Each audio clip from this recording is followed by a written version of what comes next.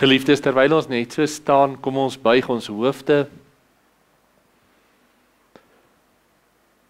Ons wonderlike Vader, net soos die vrou daar by die put, wil ons ook vir U vra, gee U vir ons die lewende water. Vader, wees U die een wat vir ons die werk van die Heilige Gees werklik in ons harte bevestig, soos deur U bedoel, sodat uit ons vloei daardie lewende water, dat dit 'n fontein in ons word van U lewe, van gehoorsaamheid aan U, van U voorbeeld, van U vrug, van U welbehae. En ons Vader, dis ons gebed. En ons wil voor U buig en ook vanaand wil ons vir U dankie sê vir U kosbare bloed wat vir ons gestort is, wat vir ons die lewe beteken. Maar dan wil ons ook vra, Vader, dat daardie lewe wat Yeshua se opstanding ook in ons bring, dat daardie krag van sy opstanding ook 'n krag sal wees wat in elkeen van ons se harte sal werk om ons te roep om in U te lewe. In die wonderlike naam van Yeshua, ons Messia, bid ons dit en ons vra, word verheerlik in ons samesyn ook vanaand. Ons dank en ons eer U daarvoor, in Yeshua se naam. Amen. Hartlike goeienaand, geliefdes, aan elkeen van U. U kan gerus sit. Wat 'n kosbaarheid dat ons so kan saamkom rondom Vader Jahwe se woord, wat 'n lekkerte. En geliefdes, kom ons blaai saam na Genesis 1 toe. Ons gaan nou by ons teksgedeelte kom, maar voordat ons daarby uitkom, eers by Genesis 1, en ons skryf bo-aan vanaand se boodskap, wanneer jou lewe woes en leeg is, wanneer jou lewe woes en leeg is. Nou, die term woes en leeg, vir die meeste van ons direk, koppel ons dit aan Genesis 1. Dit is die een gedeelte na die skepping wat direk vir ons hierdie handeling in herinnering roep, naamlik woes en leeg. Nou kom ons lees daar vanaf vers 1 af. In die begin het God die hemel en die aarde geskape, en die aarde het woes en leeg geword, en duisternis was op die wêreldvloed, en die gees van Elohim het gesweef op die waters. Tot sover lees ons dit saam in Genesis 1. Nou, voor ons verder gaan, Jahwe skep, Jahwe skape, en dan sien ons dat oor welke rede dit ook, dan word dit woes en leeg. Ons weet nie wat dit was nie, daar is baie bespiegelinge, of dit moontlik die neerwerping van Satan was, wat dit veroorsaak het. Ek wil my vanaand weer hou om daarop in te gaan, omdat dit nie uitsluitlik ons tema is vir vanaand nie. Maar wat ek wel wil sê is die gedagte dat Jahwe het geskape, en dan is dit dat dit gebeur dat dit woes en leeg word. En ons sien dan dat Jahwe weer opnuut moet skape. Eers, Jahwe skep die hemel en die aarde het woes en leeg geword, en duisternis was op die wêreldvloed gewees. En dan sien ons hoe Jahwe intree en opnuut begin skep, wanneer hy sê, laat daar lig wees op die eerste dag. Die tweede dag, laat die uitspansel wees, dat daar 'n skeiding is tussen die water en die uitspansel in die water op aarde. En die derde dag, laat die waters hulle self versamel en in die see, en laat daar droë grond voortkom. En dan dag 4, laat daar ligte wees in die uitspansel, die son en die maan.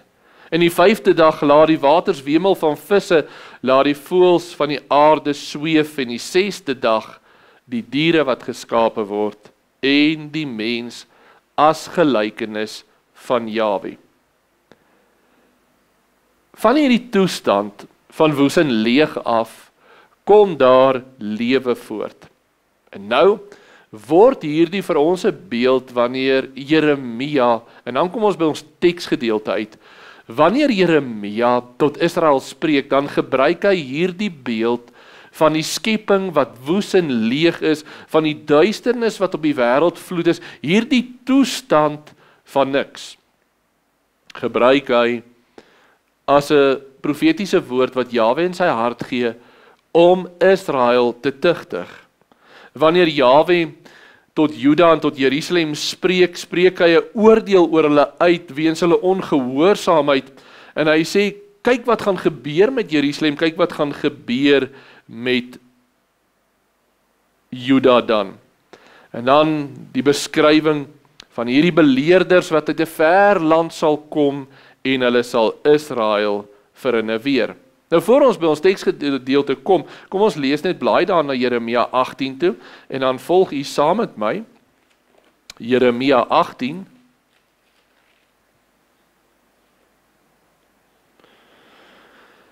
En ons begin saam te lees daar vanaf vers 18 af. Jeremia 4 vers 18. Jeremia 4 vers 18.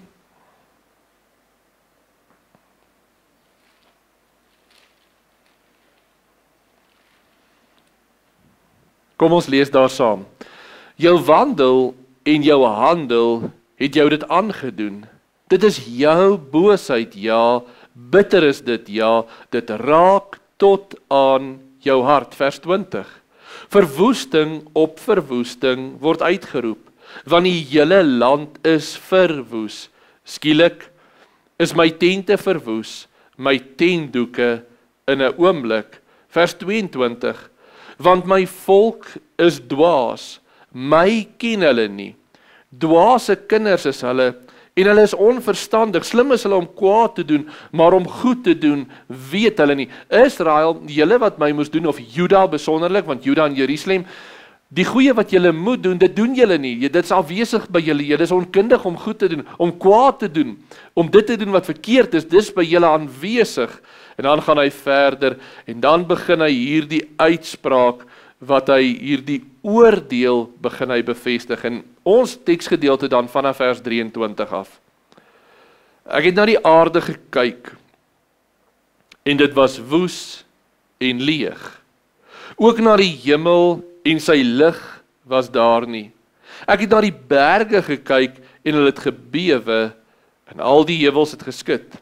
Ek het gekyk, en daar was geen mens nie, en al die voëls van die hemel het weggevlieg. En ek het gekyk, en die land van tuine was 'n woestyn, en al sy stede was afgebreek voor Jahwe, voor sy toorngloed. Geliefdes, wanneer Jahwe hierdie oordeel uitspreek oor Juda en Jerusalem, dan beeld hy dit uit en hy sê dat hierdie stad, en hy profeteer dit, word woes en leeg. Hierdie land van Israel word woes en leeg. Daar's nie meer lig wat skyn nie, daar's nie meer voëls nie, daar's nie meer mense nie, en ons kan nie anders as om hier presiese beeld van Genesis 1, wat Jeremia mee hier vergelyk, hierdie oordeel van woes en leeg, van niks nie, en dis die toestand van Juda, wanneer Jahwe hom van Juda onttrek. Wanneer Juda volhard met sy boosheid, volhard met die verkeerde, dan is dit wat met hierdie stad gebeur. Hy word woes en leeg, geen lig, geen mense, geen voëls, dit word 'n woestyn. Kan julle onthou wat was Israel wanneer hulle Jahwe dien? Kom ons gaan na Numeri 24 toe. En hierdie kontras is so opvallend wanneer ons Numeri 24 lees. Dan roep dit in herinnering die dae wat Israel Jahwe gevrees het en wat Jahwe se genade na vore gekom het in Israel en waar daar water in oorvloed was en lewe. Kom ons lees dit saam vanaf vers 4 af. Numeri 24. Die hoorder van die woord van Elohim spreek, hy wat die gesigte van die Almagtige sien, wat neerval in geopende oë, hoe mooi is jou tente, o Jakob, jou wonings, o Israel, soos dale met waterlope, wat hulle ver uitstrek, soos tuine by 'n rivier, soos alle wees wat Jahwe geplant het, soos seders by die water. Water vloei uit sy emmers, en sy saad is by baie waters, en laat sy koning hoër wees as Agag, en sy koninkryk hom verhef. God, wat hom uit Egipte uitgelei het, is vir hom soos die horings van 'n buffel, en hy sal nasies sy vyande verteer en die gebeente stukkend breek en met sy pyle verbrysel. Hy buig hom, hy gaan lê soos 'n leeu en soos 'n leeuwin. Wie sal hom opjaag? Geseënd is hulle wat jou seën en vervloek is hulle wat jou vervloek. Hoe mooi is jou tente nie, o Jakob? Hoe mooi is dit nie, soos dale met waterlope, uitgestrekte tuine en riviere, soos alle wees wat Jahwe geplant het. Geliefdes, hoe mooi is Israel nie, wanneer hulle Jahwe dien nie. Hoe mooi is daai getuienis nie, wanneer ons Esegiel 16 lees, ook van Israel, van Juda en Jerusalem. Sy is hierdie pragtige vrou, sy word beskryf as haar naam gaan uit, want wanneer Israel Jahwe dien, dan kan Jahwe vir Israel seën. Wanneer Salomo kom en hy buig voor Jahwe, in absolute afhanklikheid om in wysheid oor Israel te regeer, en hy bou daai pragtige tempel, dan is dit die heerlikheid van Jahwe, en wanneer hulle na Israel kyk, dan sien hulle Israel as hierdie volk wat Jahwe vrees, hierdie pragtige volk wat woon in veiligheid, waar as dit dan is soos 'n tuin wat geplant is met waterstrome oorvloedig, die aanbidding van Jahwe, die gehoorsaamheid aan Jahwe, die volkome seën van Jahwe wat Israel vervul. En is binne hierdie kontras in die profetiese woord waar ons onsself ook moet oordeel. Want aan die een kant het jy Jerusalem wat uitgeroep word as hierdie woes en leeg en dor en dood. En aan die ander kant Jerusalem pragtig, volkome, beeldskoon, waterlope, lewe en oorwinning. Die vraag dan nou vir jou en vir my vanaand is, hoe lyk jou en my lewe? Is jou en my lewe daardie lewe van Jerusalem, van woes en leeg, van selfsug, van eiewaan, van dit wat ons mee self besig is? Of is jou lewe 'n lewe van Johannes 6, van die fontein van lewende water wat uit jou loop en wat vloei na ander toe, dat jou woorde en jou dade die vrug is van Jahwe? Nou dit waaroor jy praat, dit waaroor jy dink, dit waarin jy tyd spandeer, want dit is die kern, want dis hieraan waar Jerusalem gekenmerk word. Want Jerusalem het maklik voor mense gesê, Jahwe, Jahwe, hy is ons God. Maar Jerusalem se hart was ver van Jahwe verwyderd. Jerusalem in hulle binnekamer bedink hulle boosheid, vergiet hulle bloed, selfsug en eiewaan. Hoe lyk jou binneste denke? Ek vra, waaroor dink jy wanneer jy stil word? Dink jy oor jou eie vlees, oor jou eie welbehae, oor net dit wat jy wil hê, vanaand wanneer jy aan die slaap raak? Waarmee is jou gedagtes besig? Want jou gedagtes gaan bepaal hoe jou lewe lyk. Jerusalem se gedagtes was boos. Die volk wat in Jerusalem was, het in selfsug gelewe, die armes verdruk, die behoeftiges ontken, besig met hulle eie lewens. Geliefdes, hoe lyk my en jou lewe? Want sonder Jahwe is ons lewens doelloos. Sonder Jahwe is ons lewe sonder betekenis, alleen, onvervuld, dor en woes en leeg.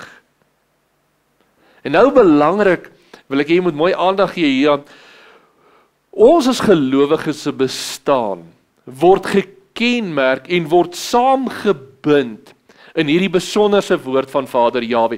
Hierdie woorde bind ons saam, sodat ons regtig geanker kan wees daarin, sodat ons standvastig kan wees. Romeine 8 vers 28, wat ons uit ons koppe uit goed ken, en ons weet dat vir hulle wat Jahwe liefhet, alles ten goeie meewerk, vir hulle wat na sy voorneme geroep is. Wanneer ek en jy, voor ek verder gaan, wil ek gou dit vir jou vra. Wat is die een ding, uitsonderlike ding, wat Jahwe van jou en my vereis? Wat is die een ding, wat Jahwe van ons wil hê? As die een uitsonderlike ding is dit geloof. Want uit geloof wat hy vir ons gee, kom gehoorsaamheid. Uit geloof kom vrug. En hy gee dit vir ons, maar ek en jy as gelowiges moet daardie geloof vat en dit anker en dit koester. En die een beginsel is geloof is nie net in die lug roekeloos nie. Geloof is nie net, en ek wil die voorbeeld gebruik, kan julle onthou, daar wanneer Petrus op die skei op die water moet klim, so baie keer word dit gebruik as die voorbeeld van geloof, om te sê, man, klim net uit en loop, maar dit was nie. Yeshua het gesê, Petrus vra eers vir Yeshua, meester, sê vir my dat ek na u toe moet kom, en Yeshua sê, kom. Dis nie net Petrus wat uit die skip uit klim, en daar stap hy nie. Dis in gehoorsaamheid, geloof volg die woorde van Yeshua. Geloof volg die beloftes van Jahwe. Geloof baar gehoorsaamheid wat gegrond is op die woord van Jahwe. En daarom, wat is my en jou geloof vandag? Alles werk ten goeie mee vir hulle wat Jahwe liefhet, wat na sy voorneme geroep is. En ek wil dit sê, en ek wil dit so duidelik sê, alles werk ten goeie mee vir hulle wat Jahwe liefhet tot hulle redding. Geliefdes, alles werk tot my en jou redding as kinders van Jahwe. En dis iets wonderliks en dis iets baie kosbaars en ons moet dit koester. En hierdie wete bind elke ervaring, elke losstaande gebeurtenis in ons lewe. Want daar gebeur dinge in ons lewe, ons verstaan dit nie, ons weet nie. En dalk is dit 'n terugslag, dalk is dit 'n onsekerheid in jou lewe, 'n worsteling, maak nie saak wat dit is in jou lewe nie. Daar gebeur rond en bond dinge in ons lewe, maar wat gee vir ons betekenis in dit alles? Ons kan dit saamvat met hierdie een vastigheid, dat vir hulle wat Jahwe liefhet, werk alles ten goeie mee. So as ek en jy self swaar kry, as ek en jy siek word, as ek jy uitdagings het, as ons dinge verloor, as ons geliefdes moet afstaan aan die dood, maak nie saak wat gebeur nie, ek en jy as gelowiges het hierdie een anker, alles werk ten goeie mee, en dit maak dat ons alles kan vashou en dat dit vir ons sin maak. Dit beteken, ons is nie onseker nie, ons is nie wanhoopig nie, ons is nie opstandig nie, of sonder hoop, of sonder verwagting nie. Ons het absolute hoop, verwagting en dankbaarheid, ongeag wat in my omstandighede gebeur. Want in sy hande is ek veilig en dit alles werk tot my redding. Maar nou die volgende belangrike punt. Ons aanvaar dit baie keer as van selfspreekend, dis maar net algemeen. Maar ek wil dit tog vanaand sê, en is belangrik om dit te weet, voordat ons teruggaan na ons onderwerp toe van vanaand. Daar is hulle in wie se lewens, en dis die meerderheid, in wie se lewens Jahwe dit nie werk nie. Dit beteken, dat alles wat in hulle lewens gebeur, sy einddoel, teëspoede, geskiedenis, kinderjare, grootmensbelewenis, besluite, versoekinge, alles wat in hulle lewe gebeur, dra by tot een einddoel, en dit is die dood. Sodat hulle lewens woes en leeg is. Selfs al het hulle baie aansien, selfs al het hulle baie mag, ervaar hulle baie erkenning, finansiëel baie welaf, rykdom, skoonheid, aansien, wat dit ook al mag wees, maar die einddoel van dit alles is die dood. En geliefdes, dis daarom wanneer ons dit besef, want is altyd maklik om net die positiewe kant te sê en te sê, vir Jahwe se kinders werk alles ten goeie mee tot hulle redding, maar die implikasie is, daar is hulle wat alles meewerk, dat daar nie redding is nie. En dis geweldig. En daarom, omdat Jahwe in ons as uitverkorenes se lewens werk, beteken dit nie dat ons geen verantwoordelikheid het nie. Dit beteken nie dat ek en jy nou net terugsit op die rusbank en ontspan, want alles gebeur nou vir ons nie. Ons het al in die verlede gesê, geloof kom van Jahwe af, maar ware geloof dryf jou tot gehoorsaamheid. En in 'n laks en 'n lui wêreld waar ons so gewoond raak aan ons eie gemak en ons eie selfsug en ons eie wil, word gelowiges geroep tot 'n aktiewe geestelike lewe. Tot 'n lewe, 'n wandel met Jahwe wat dinamies is. Ons word juis geroep om lig te wees, om lewe te wees, om te kies hierdie geloof waarin ons staan, om daarin elke dag werklik te wandel. En dis nou wat ek vir jou wil vra, want dit kom by ons vraag nou van die boodskap vanmôre. Is jou lewe woes en leeg? Want die oomblik as jy dit nie gaan kies nie, wat gaan gebeur? Die kenmerke van die koninkryk van die duisternis gaan in jou lewe begin manifesteer. Daar gaan in jou lewe begin wanneer ons ophou met sonde en selfsug en eie waan en wat dit ook al mag wees, dan gaan hierdie dinge begin manifesteer in jou verhoudinge, in jou verhouding met Jahwe, in jou verhouding met jou huisgesin, in jou verhouding met jou familie, met jou lewensmaat, met jou vriende, by jou werk, jou omstandighede, op al hierdie vlakke van jou lewe, gaan hierdie donkernis, duisternis, beginne gestalte kry. Dit gaan beginne woes en leeg raak, spreekwoordelik in jou lewe. En daarom wil ek vir elkeen van ons vanaand daai vraag vra. Hoe lyk jou lewe? En ek wil hê julle moet daai twee beelde onthou. Die een beeld is daardie beeld van Genesis 1, die beeld van Jeremia 4, wanneer Jahwe vir Israel straf en oordeel, wanneer Jahwe dit woes en leeg maak en duisternis, geen lewe nie, geen vrug nie, net die oordeel van Jahwe. En weet julle wat sy hartseer, dat die grootste deel van Israel se geskiedenis deur die profete geprofeteer is hierdie toestand. Hierdie toestand van dood, hierdie toestand van geen lewe nie, hierdie toestand van Jahwe wat sy tempel verlaat het. En teenoor dit vir die gelowiges en juis die werk wat die bloed van Yeshua kom doen het, is om opnuut lewe te bring, opnuut ons lewend te maak, ons wat dood was, lewend te maak, om sy geloof in ons harte uit te stort, sy gees se werking, sodat sy werk in ons na vore kan kom. En nou wil ek vir jou vra, wat doen jy met hierdie wonderlike gawe? Bære jy dit? Is jy nalatig daaroor of koester jy dit? Vra jy vir Vader Jahwe, Vader, help my om ywerig in die diens te staan. Help my om te volhard in gehoorsaamheid. Help my om meer te bid. Help my om meer tyd met die woord te spandeer. Help my om meer tyd op my knieë te spandeer. Want geliefdes, dit is jou en my roeping en daar's nie een van ons vanaand wat hier saam luister wat gaan sê ek het nie nodig om werklik te vra, Vader, help my om meer en meer en meer daardie tuin te wees. Wie is U die een wat deur my werk? Wie is U die een wat my roep? Wie is U die een wat my sterk, dat ek op my knie kan stil word, want dis daar is die lewensaar van my geestelike lewe, sodat die fontein van lewende water daar my hele lewe kan benat en kan uitvloei na ander, sodat U daarin verheerlik kan word.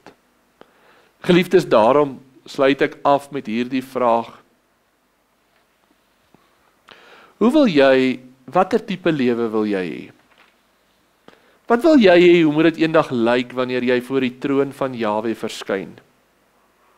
Wil jy daar staan met 'n lewe wat woes en leeg is? Wil jy dit vandag hê?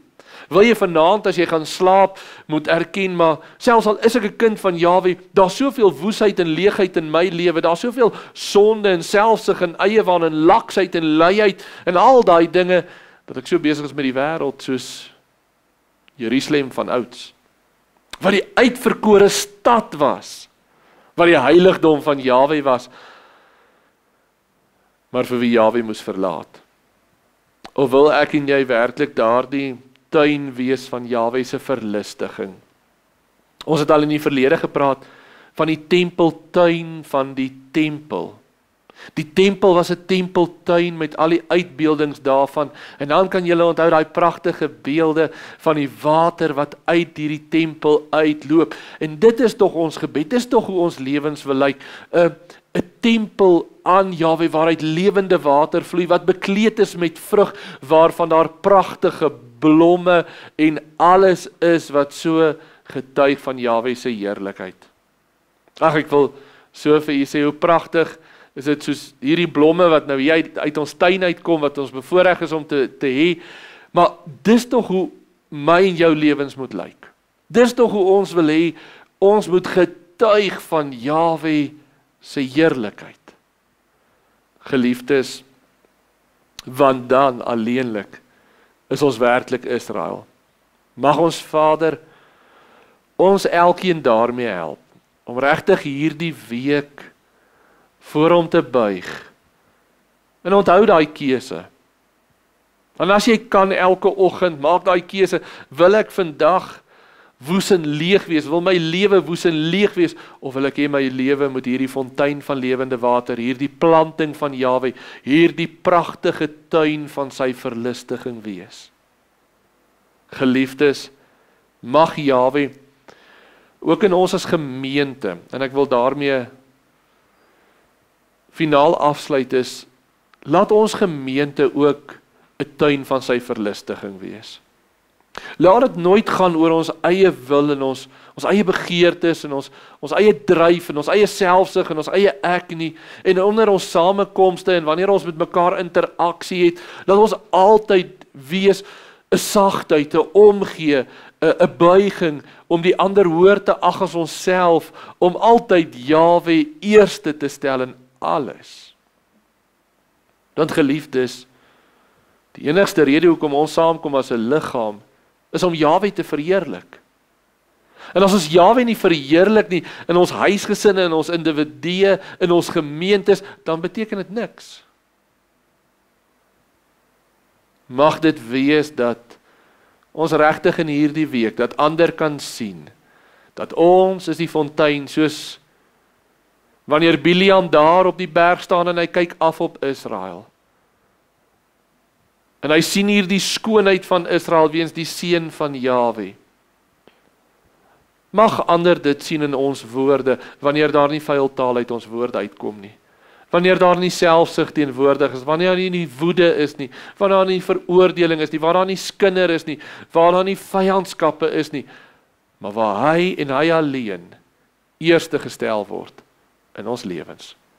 Kom ons staan en bid ons saam.